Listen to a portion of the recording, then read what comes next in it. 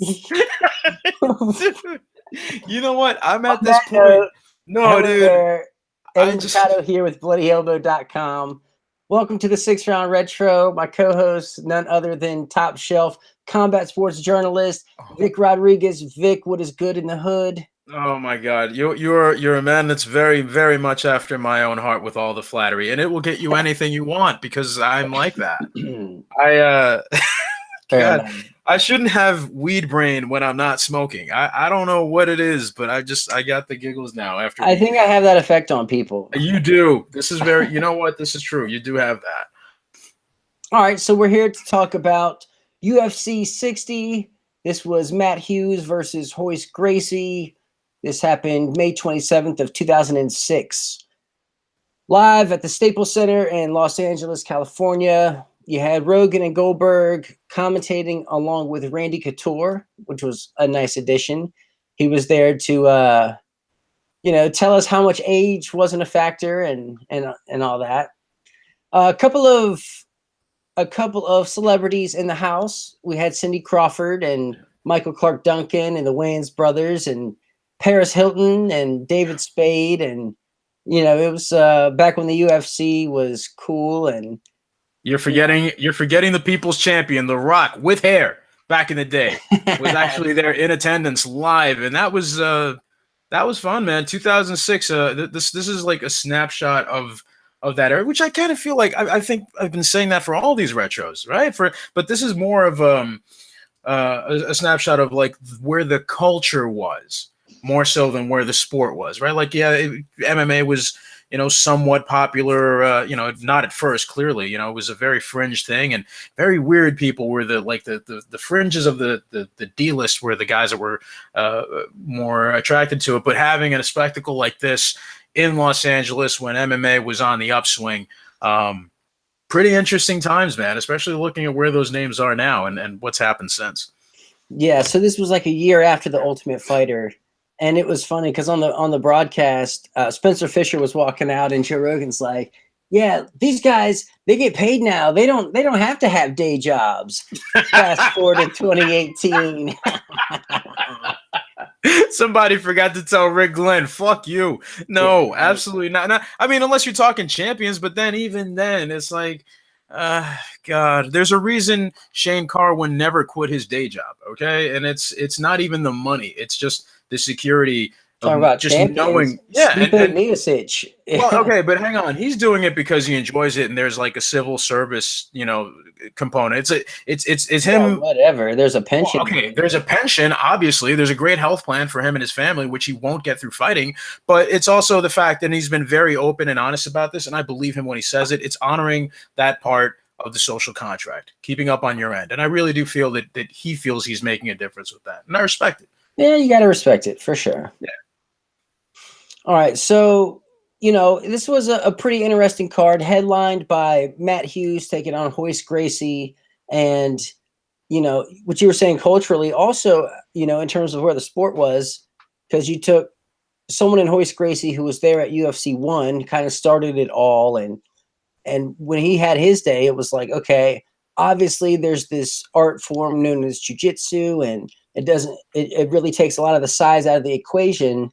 But fast forward to here in 2006, the sport had evolved into, okay, we got 3 5-minute rounds. It's a lot of cross training had been going on. So it's not like there were too many just specialists and this guy only knows this or has only seen that. I mean, just on this card alone, when we had Gonzaga versus Scherner, I mean, both grappling guys, but out there throwing strikes, and each man throwing decent strikes. So the game had definitely evolved.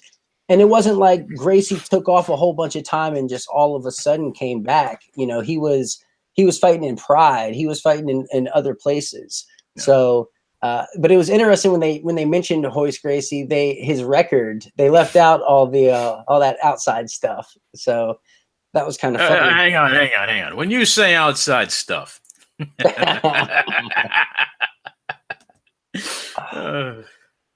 So yeah. So it was his first UFC fight since 1994. And man, was this an uphill battle. He took on Matt Hughes, who was like king of the world at this point at welterweight. This was right before the GSP's reign. This was Matt Hughes coming to an end of his title reign. Already beat GSP when he faced him once. He armbarred him there in the first round. Yeah. So this is like peak Matt Hughes. This is primetime Matt Hughes. Yeah. And like, I was going into this, I was a little bit fearful for Hoist Gracie even then. And Hoist is still getting into fights today. But like, even like, I was concerned for the health of Hoist Gracie going into this, and the fight played out exactly what I thought it was going to be. And that's good old fashioned, passionate ass whooping from Matt Hughes. Yeah, I remember hearing someone say that because I wasn't keeping my finger on the pulse of the sport as much back then.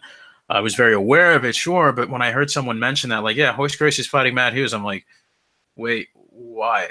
I never understood. It didn't make sense to me in the buildup, and I didn't even know what the results were for like weeks after. And I was like, yeah, I could have gone through my life without knowing the results or seeing this and be happy. And it's a shame, but it is what it is. And we'll get to the specifics of the fight itself later on. But Well, yeah, we'll get into it right now. So right, basically, so they come out and Hoist, he's throwing his leg kicks. He's doing his best, and Hughes, he clinches up, gets the takedown, into side control.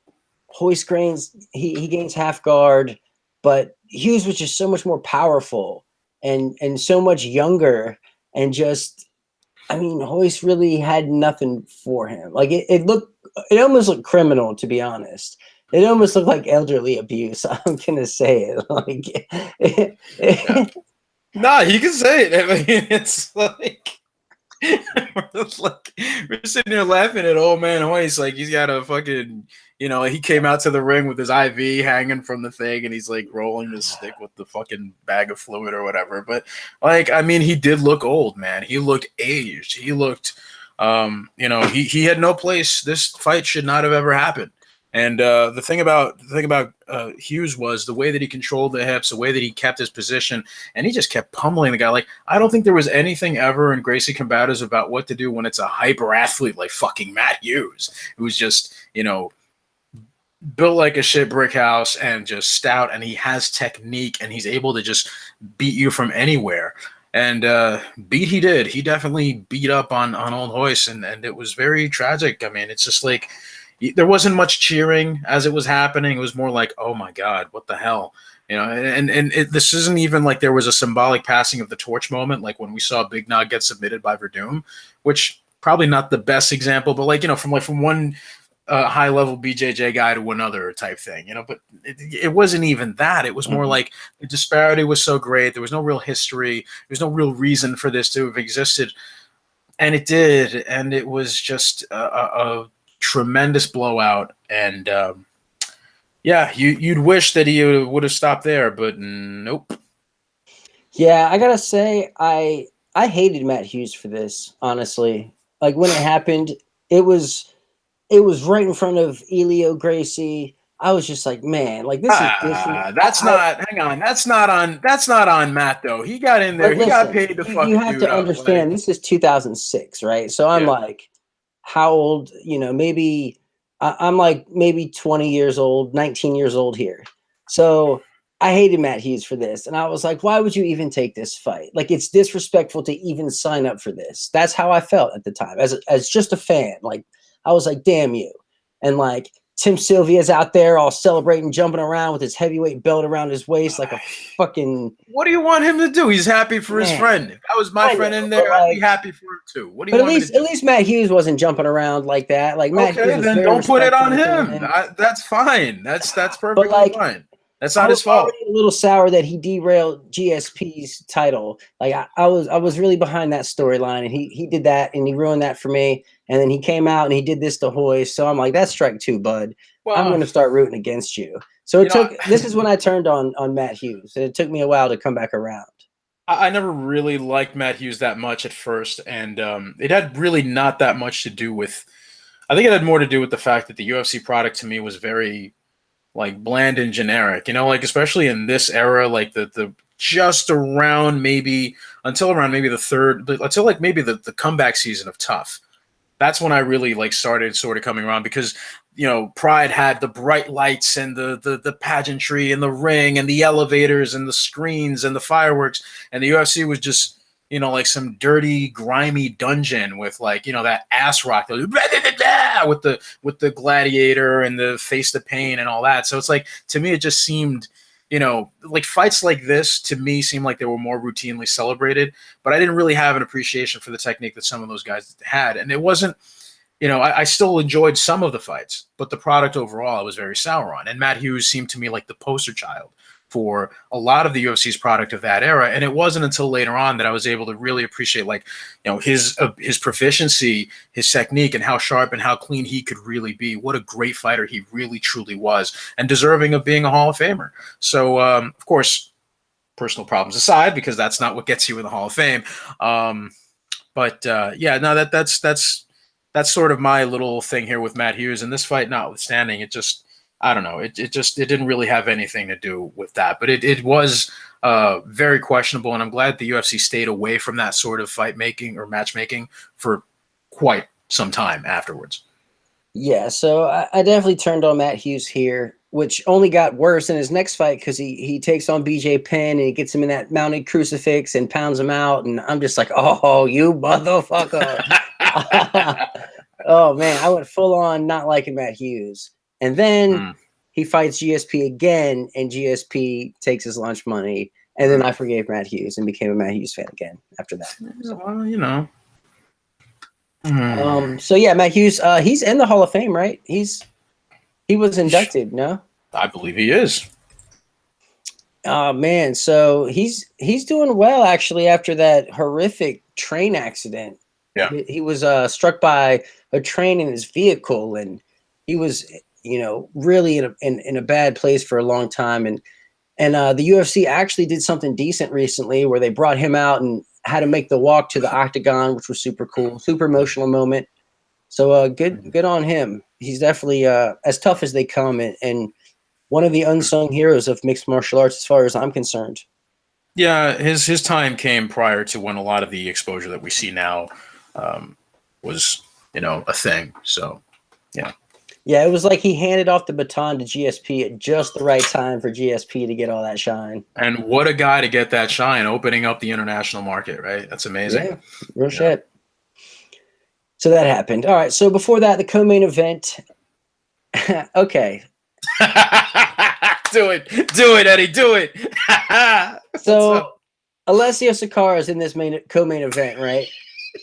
Last Saturday at Bellator 203, Alessio Sakara was in the co-main event. 12 years after this? Are you kidding me? Are you freaking kidding me? Well, he spent so much time injured. There was that period of time where I thought that him and Jorge Rivera were the same person, and they had a Clark Kent and Superman thing going on because he scheduled that fight like 3 times and it never happened because one of them fell out.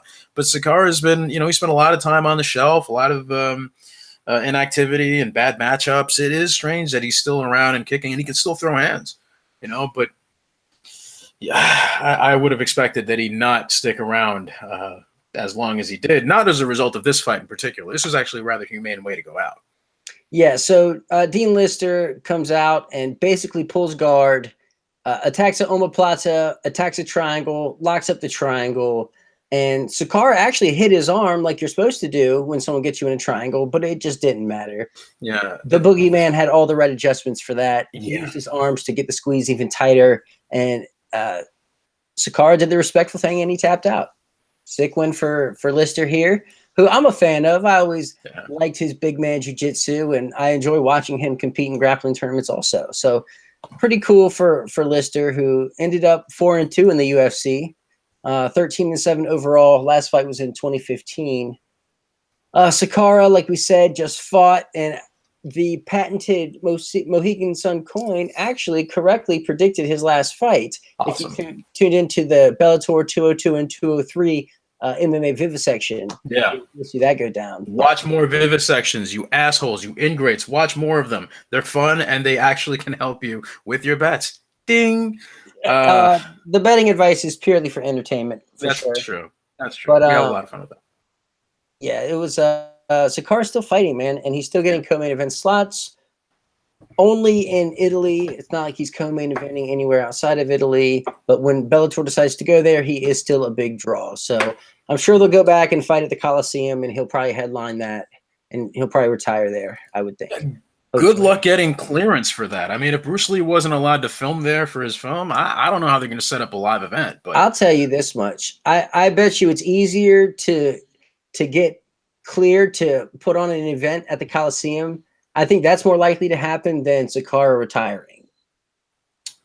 Probably happened first. No, you're right. I mean, especially as stubborn as fighters go. But then again, it's probably a bad example on my part because, you know, it's not like you're going to be scurrying through the seats. They'll set up a seating area in the middle and the cage will be there. So it's not like you have people in the stands.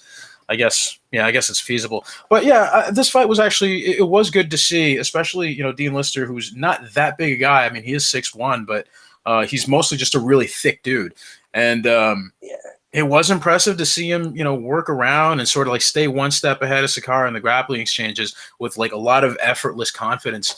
And the real brilliant part of it to me was watching how he made those final adjustments, saw the escape attempt, and he immediately like that.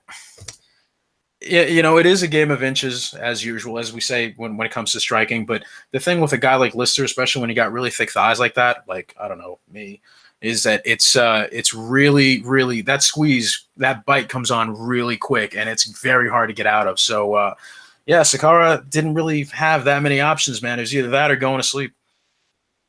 Yeah, he made the right choice. He tapped out. Yeah. All right, so before that, we had the undefeated Ultimate Fighter winner Diego Sanchez defeat John Alessio by unanimous decision. This actually at welterweight. We know Diego nowadays for his lightweight performances.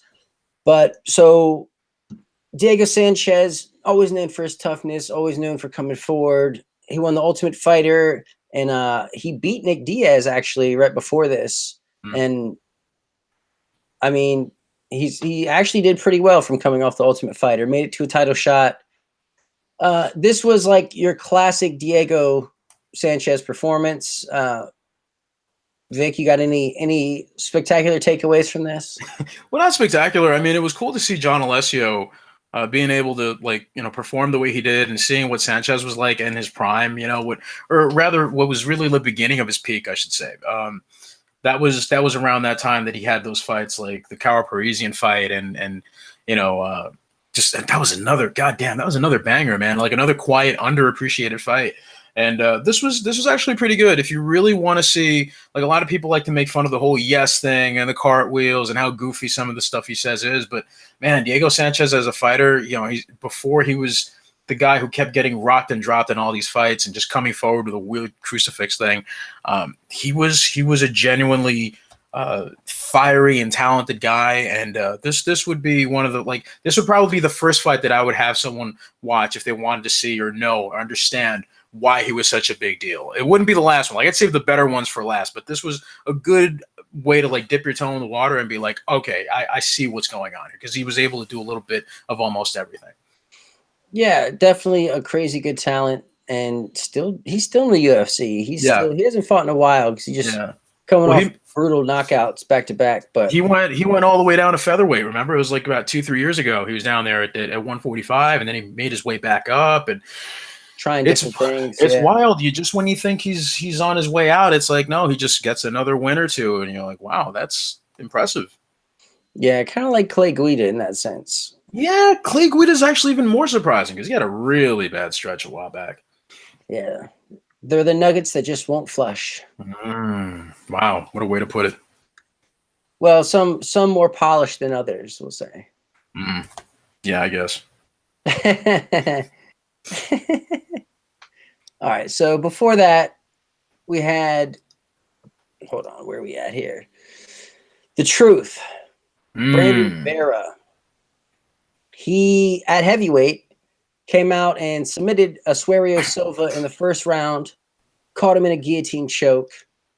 This was back when Brandon Vera was first believed to be, he was the guy that was going to win the heavyweight title. He was going to win the light heavyweight title and hold them both simultaneously. We later saw that to be not true. And in fact, it took 12 years before Daniel Cormier actually pulled that off. So Sorry, Brandon Vera. But at this point in time, he was undefeated, 6-0, already had 2 wins in the UFC, tons of hype coming in behind him. And Suario Silva was kind of like he was big, he was tough, he was kind of rounded. He came up in like Jungle Fight, he came up in Pride, and already 0-1 of the UFC. So he was like, he wasn't expected to win. I'll say that. And sure as shit, Vera got him out of there rather easily, I would say. Yeah, if you get one of the like lowest, maybe 5 to 10 heavyweights on the totem pole currently in the UFC now, Suario Silva would probably, from back then, would probably give those guys a really good fight and beat a handful of them. He's again one of those guys who, for his time, like he wasn't some prodigy. He wasn't like, oh, he's so much more advanced than the rest of the field. No, but he was, he was smarter than the average bear. He kind of knew how to distribute his weight, and he just really had a good sense of timing to come in and throw his strikes, but it didn't always work out in his favor, and he did have some pretty brutal losses. He seemed to look a little more dangerous than he was. No, that's definitely true. I mean, he did look much more menacing, much more menacing than he truly was. And I think that was reflected in the way that he lost in some of these bouts. It was like, oh, that's how you beat that guy. Like, okay, you just got to catch him at a certain moment, and it's not that hard to determine when that moment is. But yeah, Brandon Vera, man, firing on all cylinders. He was that guy that had a lot of promise, and at that time, he was fulfilling that. He showed how lethal he could be anywhere. He had that great Muay Thai background and quick reflexes. He snatched up that guillotine choke. It was beautiful, man. That was a great fight. Yeah, but he just, the hype train just kind of it quickly died out, man. He just you flame out. Look, you got personal problems and injuries and stuff like that. I mean, that's just what's going to happen. Some say it was focus. Some say it was his focus and his dedication. I've heard that too, that he wasn't as dedicated to his conditioning or some of his technique. He joined up with Eric Del Fiero at Alliance, and things kind of worked out for a while, but then his body was kind of breaking down. He ended up going to one and having some fights in the Philippines, and I think now pretty much all he's doing is running his gym. Most notably, as of late, when he kicked out Angela Magana from the gym that she was training at, co-owned by him. That was another ugly incident that I don't think we'll be talking about ever again. And yeah, man. And as for Silva, he ended up getting shot a couple of years ago. Really? The former business associate. Yeah, he was hospitalized for a while. I remember when that happened. It was a pretty ugly thing, but he's supposed to be doing a lot better now. So I don't know what the rest of his life looks like, other than the fact that he's alive and apparently in good health. Okay, but kind of a sad story about Brandon Vera. He was like, a hot prospect who just never really amounted to the potential that everyone kind of set out for him. No, but I did feel a certain sense of satisfaction and happiness for him when he fought Shogun. You remember that night, that doubleheader they had was like whoever has the most impressive finish between Shogun and Vera versus Bader and Machida gets the next title shot. And that didn't actually play out that way. But he gave it to Shogun, man. I mean, he was on point. He was looking good. People are like, oh, how's Shogun getting pieced up by Vera? Like, no, he was looking like vintage Vera for some stretches of that fight. He really was able to, just keep coming forward, sharp kicks, great punches. Like, it's like, well, where was that guy for the last 2-3 years? But I don't know, man. It's it's the fight game. Getting TKO'd by Shogun, but yeah, he did. But I mean, for parts of that fight, he looked great, And it's like, if he had stayed on that, if he'd maybe made those adjustments a little earlier, could have moved up the ladder a little more. Who knows? I don't know. It was like, so he went on and he just dusted Frank Mir coming back from his motorcycle accident. Oh, yeah. And like, I'm like sold at this point. I'm like, holy shit, Brandon Vera really is the truth. Like, I was training with guys who trained with him. And like, so that, I was kind of like, oh shit, I met him locally and I'm like, oh shit, like Brandon Vera's on his way up. And then he fights Tim Sylvia and just put on such a blah performance, and I'm like, what the hell is this? Now, in all fairness, though, two things. Number one, Frank Mir had been coming back from the accident, which took 2 years out of his career. Yeah, so he was definitely out of shape. I mean, he was not looking good in that comeback fight. And second, that fight against Tim Sylvia, like, who looks good against Tim Sylvia other than the time that Arlovsky knocked him out? And Fedor looked good. Ray Mercer looked Fedor definitely looked good. Mercer, Like I don't know how much credit to really give that, but it's whatever. I mean, Tim Sylvia, he's looked terrible against plenty of people. No, but I'm saying that he forces you to look bad against him. I don't know. Maybe it's the fact that the way How about Randy Couture? Randy didn't look. I mean, Randy looked good, but it was still an ugly fight. You know what I mean? Like when you get like that clean finish, it makes you look like a superstar. Like, wow, what a great shot! Like Randy looked like an all. He made Randy look like an all-star. He made old Randy look like an all-star. I don't know, dude. I don't know. Maybe I'm not remembering it the same way you are, but you might be right. I don't know. My brain's fried. So, Brandon Vera, I really had a lot of hopes for him. I feel like the sport kind of passed him by, and he lost his moment to reign. But he might not even be done fighting. His last fight was December of 2016, so he'll probably fight again. Honestly, he might. Shit, you find the right person, you throw enough money at him, he'll do it. You know, and if he's, as long as he's in good health and he's got his mind in the right place and he's not like starving for money, he wants to do it for competition, then fuck it, go ahead, why not? All right, so opening up the main card, we had Mike Quick Swick choking out Joe Riggs with the Swickatine 2 minutes 19 seconds into the opening round. So Swick came in 8-1, 3-0 in the UFC. 3 finishes in the UFC. He was a tough one guy. Riggs was like 24-6 at the time. He like had already fought at heavyweight at one point. He faced guys like Chris Lytle and Matt Hughes. Had a decision win over Nick Diaz. So a bunch of experience. But Swick, man, that fucking guillotine of his was just it. It was such a thing for its time, you know. Like, yeah. You know, listen, you're talking about an era where wrestle boxers were so dominant. Like, this was the go-to thing because they weren't, like, even though wrestlers knew what a guillotine choke was, because obviously they're at a gym training with jiu-jitsu guys, Baltudo guys, and people that know what a guillotine choke is. But, like, I guess it was that sort of confidence or just a bad habit of shooting and keeping your head outside and not adjusting at the right time, and maybe that's just like dudes were getting caught in guillotines all the time back then, and it's like he was just one of the dudes that stood out because his looks so good, and it's something that's like the quality of these sort of lanky, skinnier dudes that are able to wrap that arm around the neck a lot easier. Like, I don't know, some people who have bigger arms have a little more difficulty. Swick never really seemed to have that because he had sort of a very medium-ish frame, and he was just, I mean, his timing was really good. He got that grip on right away. He didn't have to like do too many adjustments, you know, doing that sort of weird pitter-patter shit with his hands. So as soon as he was able to apply the pressure, even a guy who was as seasoned back then as Joe Riggs, you know, he had to tap. You got to respect it, man. It's Riggs just was what it is. Seasoned back then for sure. Riggs, he was. I mean, he was dusted. he's over seasoned now. He was dusted in Mrs. Dash at that point, and he's like, I mean, sacks of shake and bake. Yeah. A lot of season. So, you know, a club and sub, you drop someone and you submit them really quickly. Yeah. But we need to come up with something clever for when you rock someone but not drop them, and then they desperately shoot in on you and you submit them.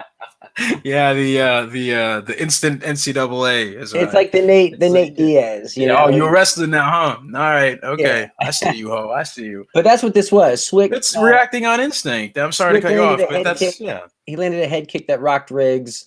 Riggs was like, "Fuck this! I'm shooting in." And Swick's like, "Bet, here's the guillotine." Mm-hmm. So it was a pretty cool finish for Mike Swick. He had a lot of steam behind him at this point. Currently, he's 15-6. His last fight was in 2015, and he actually stayed with the UFC for the rest of his career, going 10-5 with the promotion. And I believe he still teaches at AKA Phuket, out in Thailand. He opened the AK affiliate school in Thailand. He's living there. He's got his own organization. I believe, I can't remember right now if it was Colleen Schneider or Sarah Kaufman that fought there in their first inaugural event. In the main event, but yeah, it's wild. I'm God. I mean, it's on the beach for starters. It's MMA on the beach. We should make a trip out there, Vic. At sunset. I mean, they start in the early afternoon, and the sun is setting as the fights are going on, and there's music playing. There's a DJ. Like it's like I feel terrible that I didn't think of this shit first. That's at the point that we're at. Like, we might have to fly to Cuba and set this up ourselves because holy shit, that is really impressive. So hopefully it's profitable, and he's doing well.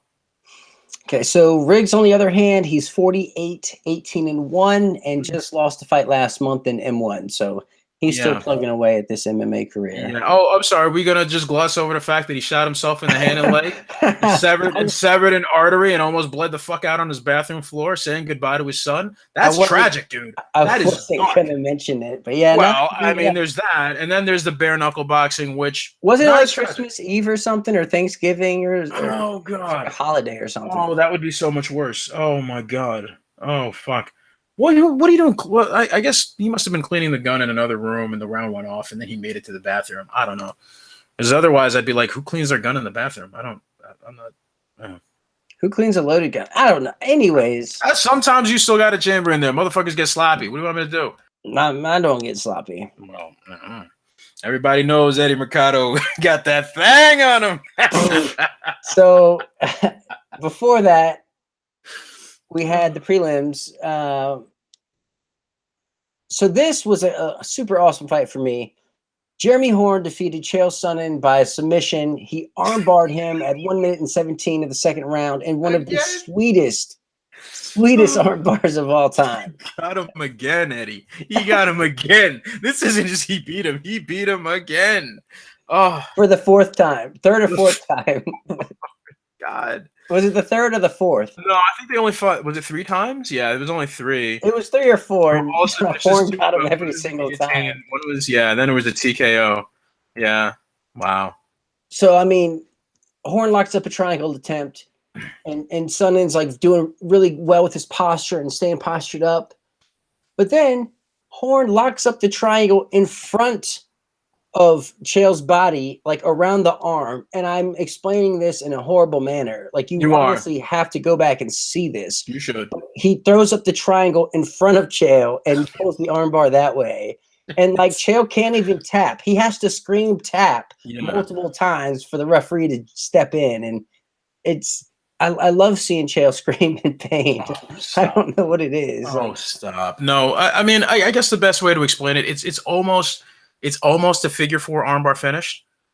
And even that doesn't really fully explain it. I mean, he got the leverage on it, and he couldn't really get the other arm in. But what was most frustrating to me was watching Sonnen see that Horn was going for these triangle attempts and arm bars off his back, and he continued to keep himself in that situation. He continued pulling one arm out. He continued to stay stacked on him. There was no real attempt to pass guard. There was no real attempt to nullify anything from the bottom. It was just a matter of I'm going to stay here and I'm going to punch you.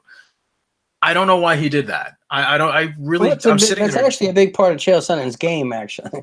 I guess. And throw punches. I guess, but I don't understand. At least if he was in, say, top of half guard, or if he were going for side control and then a mount, it didn't seem like he was concerned with anything like that. It was a really strange fight in that respect. I should correct that.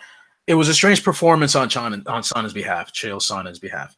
But good for Horn, man. He got that. That was what was the second time they fought, I think? No, that was the third. Okay, there you go. Because he lost. I know he beat him by TKO once. Then he got him in a guillotine another time. That was the last time they fought. Yeah. Well, there you go. There's that. But yeah, Jeremy Horn was one of those guys who was definitely unassuming, but was wicked on the ground. He was a Miletich guy, wasn't he? He was a Miletich guy. He was a pretty big influence from what I understand on some of the guys there. The nickname Gumby was not for nothing. The dude was super flexible, and he was pulling off some pretty impressive technique back in the day. I mean, him and Bustamante were the 2 guys in the UFC that were really advanced in the lower weight classes, because everyone always looked at the heavyweights and stuff, but those were the 2 pure submission dudes that were just pulling stuff off and really good at keeping that body control and sort of showing a lot of textbook submission grappling stuff. And it's cool as an exhibition. I mean, it's definitely worth watching. It's a pretty wild finish. Yeah, definitely awesome. So Jeremy Horn's current record is 91, 22, 5-1. Yeah. That's approaching Travis Fulton level. Almost. That's half a Fulton, actually. That's approaching at least, Dan Severn. Yeah, You well, know, no, Dan Severn's like 300 something. Travis Fulton's like 270 something. So, it's and, up there. and Fulton just fought like 2 weeks ago. Remember that the guy who faked a heart attack or whatever the hell that was? Jonathan Ivey, wasn't it? Yeah, that's cute. So Fulton sees this, thinks he's having a heart attack, and forgets what side of the body the heart is on, and falls for it. You know what? Never mind. My fucking head hurts. I'm not going to think about that too much longer. Yeah, so crazy lengthy record for Gumby, and for whatever reason, Chael Sonnen is currently thriving in the Bellator Heavyweight Grand Prix. God damn it! God damn it! Why? Oh God! You just had to remind me. Like, yeah, that's still going on. Yeah, kids, that's still going on. In case you forgot. Ooh, Jesus. But you know what? It's funny too, because speaking of Bellator, Jeremy Horn was later released by the UFC, and he ended up fighting in Bellator. Did he? Yes, he did. He had one fight in Bellator, and he lost. Let me see who that was against. Hang on a minute. Oh, yeah. Brian Baker, a decision loss. He was 86-20-5 at that point. It was 2010. Okay. He didn't actually, his last fight was showed here against Edigis Valavicius back at the SCS event in 2015. So I believe he's done now. That was submission due to punches. Yeah, he got beat up bad, man. He'd moved up to light heavyweight at that point. A title that he won against Brian Imes in 2014. Then he suffered 2 losses after that. I think Horn's biggest claim to fame was choking out Chuck Liddell. I think that was like. I mean, it's his most high-profile win, but I don't know about like claim to fame. I think just his. I don't know if it can be one singular thing that would really be his claim to fame. It's just like his submission threats. The only anyone knew of him was he was that submission dude that choked out Chuck Liddell unconscious. It gave him a degree of notoriety that he later sustained based on his submissions throughout his performances. And then they fought again, and he got freaking waxed. Oh, yeah, he got pasted. That was ugly as shit. Yeah. All right, so before that, we had exciting flyweight fight. Spencer the Kingfisher. No. Lightweight. You said flyweight. Oh, did I? Damn it. You're getting ahead of yourself. I know. I know why you said it, though. We'll get to it. Yeah. So Spencer the Kingfisher taking on or knocking out handsome Matt Wyman with a flying knee in the second round. And this was freaking epic because the first round is real, gritty, I'll say. And they were really really game for this fight. Yeah. And so, like, at the end of the first round, Spencer Fisher's in the guard of Wyman and the bell rings, and he kind of does this little shimmy, like just kind of move his hips, wiggling back and forth, and then they stand up and kind of push each other and go onto their corners. Referee goes to each corner. It's like, hey, you do that shit again, I'm disqualifying you to both fighters. So there was a little bit of gamesmanship going on, and that carried over into the second round. They're going back and forth, and Spencer starts piecing up Wyman, and then he clocks him really good, and Wyman's like, no, that didn't hurt, and puts his finger up in the air and starts shaking his head, right? And then he ducks down for a takedown, and Spencer Fisher throws a flying knee and cracks him right in the face, knocking him out. What? Wyman? Oh, God.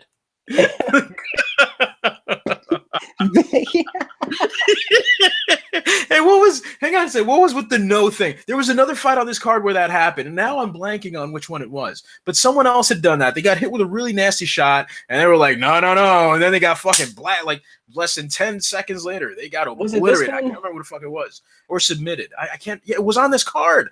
I know it was on this card. I'm a little nuts, but I'm not making that part up. I know it had to be. Oh Christ, which one was it? I don't know. This is when keeping it real goes wrong. He's like, yeah, boom, oh yes. Yeah, you're going down now, son, for real. Yeah, man, that was really it was a sensational finish. It's a little sad now, considering the current circumstances of Matt Wyman, who not so much because of fighting, but rather as a police officer in Oklahoma. So there goes Joe Rogan's day job thing right out the window, of course.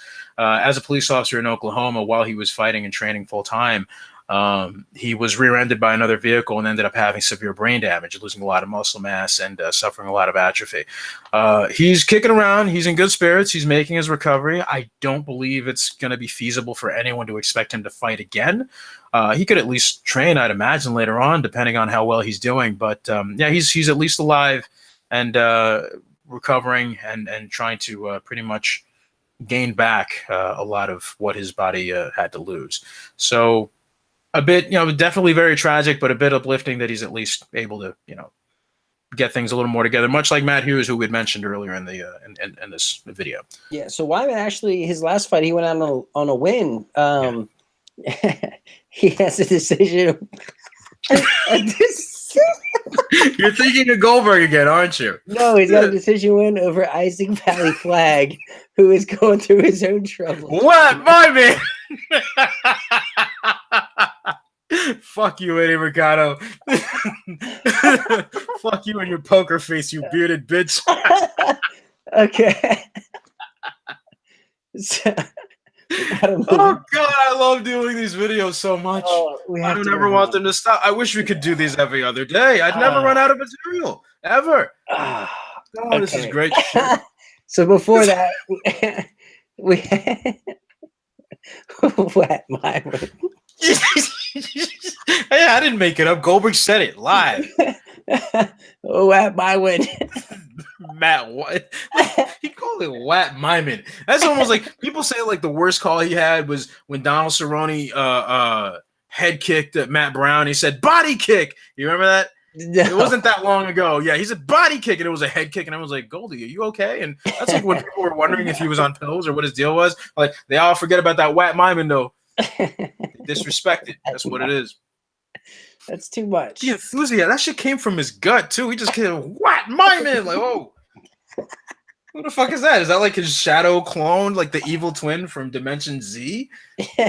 This was an interesting Goldberg. Here comes a new challenger. He was in one of those phases for sure. Yeah. Oh man, that's fun.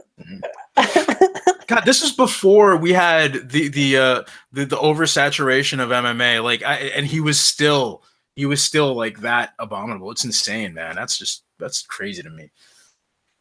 So before that, Gabriel Gonzaga defeated Fabiano Scherner by knockout at 24 seconds of round 2. Of course, it's taking place at heavyweight. Yeah. Gonzaga came in 5-1, only losing to Fabricio Verdum at this time. That was in Jungle Fights. And, he won his UFC debut in probably one of the most boring fights I've ever seen that actually ended in a finish. Yes. Against Kevin Jordan. Oh, God, that fight sucked. Yeah, I remember that. Yeah. This was an interesting one. Scherner was like, I don't know. I don't really remember much of like any sort of notoriety that he might have brought in coming into this. He was like big for nothing. I mean, he was big and he had the beach muscles sort of, but it wasn't like he wasn't particularly agile or fast. His boxing looked okay-ish. He didn't have any chance to really show off anything impressive when it came to grappling here in this fight. I mean, it's just the fact that Gonzaga just looked that much better, even though it got sloppy. He was able to reverse Gonzaga, which I think is pretty impressive in and of itself, considering how good Gonzaga is on the ground. Yeah, but I think I'm not going to take any credit away from that, but at the same time, it's like, yeah, but Gonzaga was still pretty green then, even though he had the jiu-jitsu accolades, translating it to MMA and keeping your wits about you that this can happen while you're striking. Like, I don't know. Maybe it was something like that, but whatever. I mean, look, ultimately the finish was what it was, and it kind of showed, in the lead up to the finish, we saw who the better fighter was. We saw who was performing better and doing more, and that was definitely Gonzaga.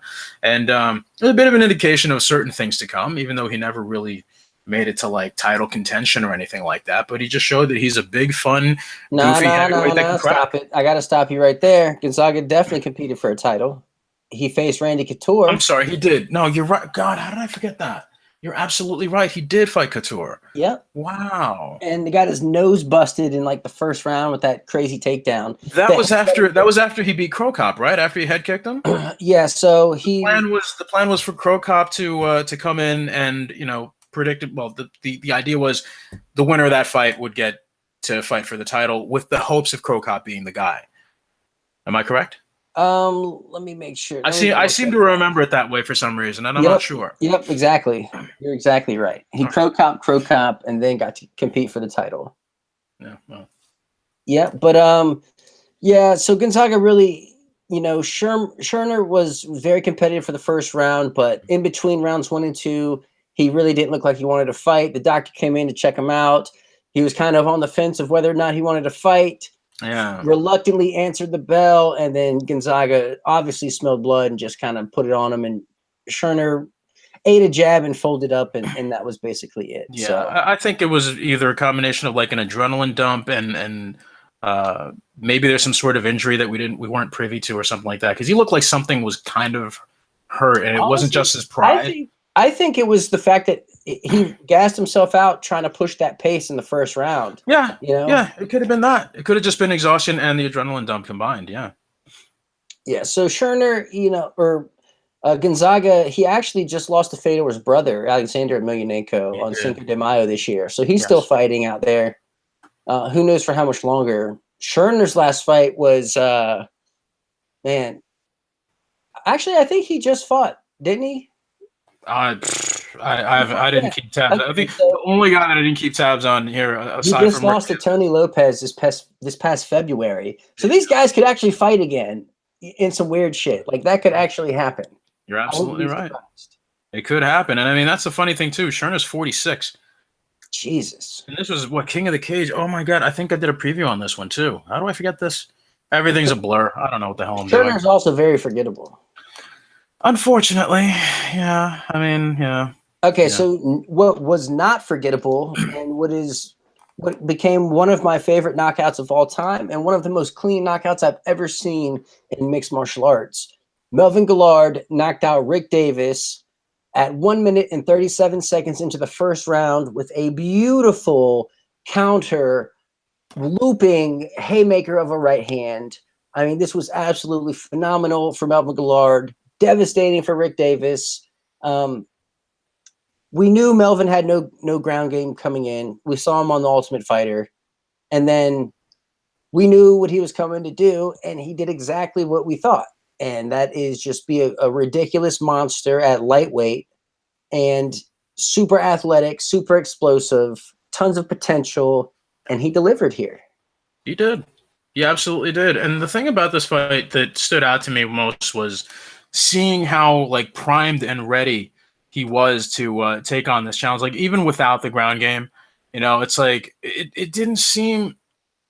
There was a moment there, and I know we've brought this up a few times talking about Guillard in the past, where it seemed like he was primed for a possible title run, man. He won a couple of fights in a row, and it's like it was cool to see him engage in the clinch and throw some knees to the body and sort of take a few swings. And like Davis seemed like he was a little snake bitten. Like he was trying to solve the puzzle, how to weave in and not take damage, and he couldn't find out how to do it. And it's like Melvin seemed to have had the answer for him at each and every turn. And then Melvin just started taking it to him, like the shove against the fence, and then from there to the clinch, and then just blasting the dude. Like, oof. He wasn't ready for that athleticism. Well, yeah, It's not just that. It's like if his answer was that he was going to take him down, No, he was a karate guy. Yeah, but that's what I'm saying. Like, what approach would he have possibly had? And there wasn't one. And then he ended up face planting Davis. Like, it was pretty ugly to watch, man. But I mean, it was a great finish. Like, if you're just depending on what side of the highlight reel you're on. Yeah, it was definitely scary. Like, dude did a double face plant when he landed. He was unconscious before he hit the ground. Yeah, like this was very scary. And like I said, one of the crispest knockouts you're ever gonna see. And I became an instant Melvin fan at this point. Yeah, I'm Melvin, like, this guy is must see. I need to watch him from now on. Much to his credit, Melvin walked off on that one. He didn't follow up with any shots, which is great now in retrospect, because Mario Yamasaki was the ref for this one. Oh God. Yeah. And the only one worse than that is his brother Wario, who hey man, it's pissed off because I've actually trained in a few places that he's that like under black belts of his, and it's like every time we clown on him, I feel a little bad. It's like I keep hearing what a great guy he is and what a great teacher. It's like, yeah, but as a ref, like, my guy, what are you doing? It's such a weird. He's satisfying the blood gods. I guess so. Yeah, I guess.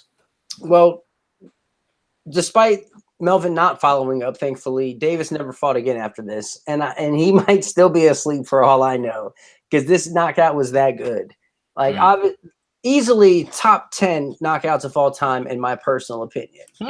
That's easy. Big. That's really big. Wow. That's how much this knockout impacted me. So, Melvin, of course, a bit of a sad tale. Hey, you're scratching up with the mic again. Oh, That thing. shit. Oops, Yeah, there you go. the Dorito bag. So that tale for Melvin. Tons of talent, played with personal demons. He's lost 7 straight now, unfortunately. Yeah. Just a sad tale. I wish I had more to say other than it's just a sad tale, but Yeah, it is, man. And then, you know, there was that one win in Bellator, but then it was overturned due to cocaine in the system. And you're just like, yeah. I don't know, man. I don't know what to do. Like, you want to help the guy, but he's long in the tooth now. He's not going to change, man. This is who he is, and you know, he's not going to really take any advice at this point. So, You know as what? much as We should have knew something was up, and this might have been a bit of foreshadowing. But in his post-fight interview after knocking out Rick Davis, he goes, "Karate didn't belong in the UFC," and then went on to say that wrestling rules. After using zero wrestling to knock this guy out, he's out there promoting wrestling, saying karate didn't belong in the UFC, when actually we see karate, you know, prevalent in the UFC, yeah, but no Melvin. I guess he hadn't heard of Machida at that point. I don't know, or Thompson, or Or I think he Scoggins. just didn't know what the hell he was talking about. I mean, And you get excited, you know. You after a fight, you're on that rush, that high. You go out there and you say a whole bunch of shit you don't mean. It's whatever, man. You know. But I do want to mention a few things before we're done here with this. Leonard Garcia was actually supposed to be on this card. He, I guess, injured his leg. He was, I believe, was it Spencer Fisher he was supposed to fight? It was one of the lightweight fights. Yeah, he was supposed to fight Spencer Fisher. Yeah, and then there was oh Christ, who was the Evan gentleman? Tanner. Evan Tanner was supposed to be on this card, I believe, against Sonnen. Is that right? Jeremy Horn. Against Horn. Okay, so there's that, and then Sonnen came in as a replacement. Another Horn thing versus Tanner would have been dope. that would have been dope. Yeah, and one last thing I forgot to mention this earlier.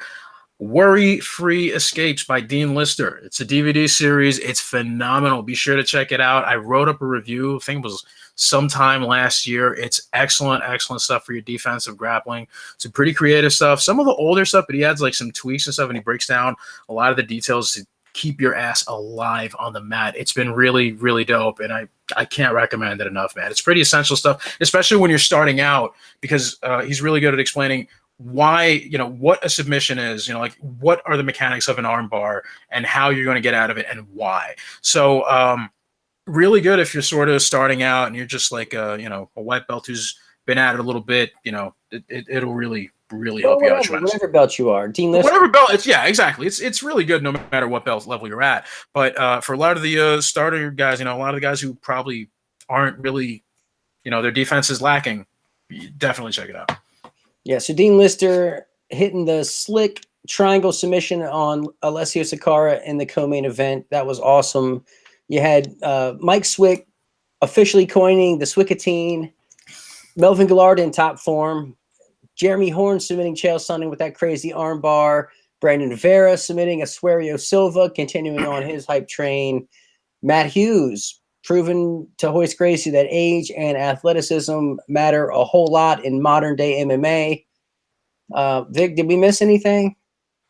No, but I think, let me see. Let me think of it. What was the other thing? What? Myman! That's what we're missing. What, Myman? All right, that's our show. Thank you for tuning in. Vic, thank you so much for joining me as always. In the meantime, you can follow Vic on Twitter at Vic M. Rodriguez. You can follow me on Twitter at The Eddie Mercado.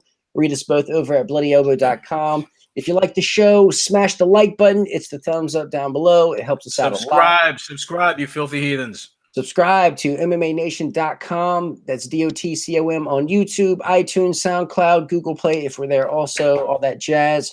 Stay tuned for our upcoming shows. Care, Don't Care, If I Did It, the MMA Vivisection, the 6th round, the regular 6th round, future 6th round retros with me and Vic. And so this week, what do we got? The Dana White Tuesday Night Contender Series tomorrow. Yeah, the preview is dropping Tuesday morning. PFL on Thursday. PFL Thursday with as well. We're aiming for vivisections as well as preview written preview on that. And Invicta this Saturday. Do not forget Invicta 30 this Saturday and UFC on Sunday. Yeah, so, curiously enough, out of Germany, I believe. Yeah. Yep, exactly. So I'll have results posts for those. Vic has previews coming up. Catch us both at bloodyelbow.com. Thank you guys for tuning in. We'll see you next time. Go be a good person. What Myman?